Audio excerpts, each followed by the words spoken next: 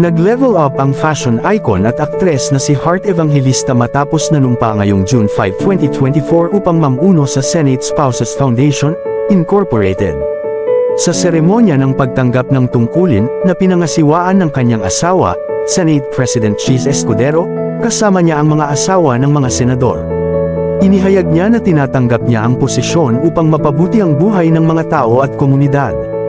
Inihayag ni Heart Evangelista na gagampanan niya ang tungkuling ito sa tulong ng mga asawa o pamilya ng kanyang mga kasamahang senador, pati na rin ang suporta ng kanilang mga tauhan at ng kanyang asawa, Cheese Escudero.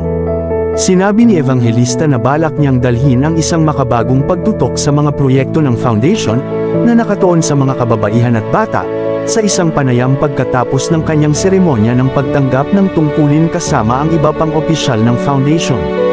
Kinumpirma niya na kinakabahan siya sa bagong tungkulin dahil hindi ito ang kanyang mundo o saklaw, ngunit masaya rin siya at nais gawin ang higit pa kaysa maging isang aktres sa ganitong posisyon.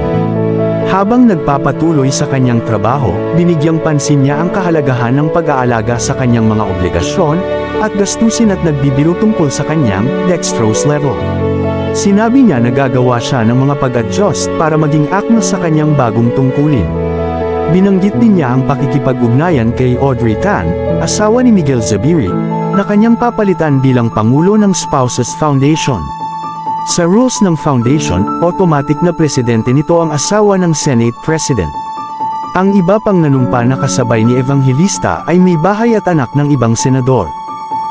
Kung nagustuhan mo ang content ng video na ito, paki-follow ang Libre Tawa Bawal Sad page para updated ka sa susunod na mga post.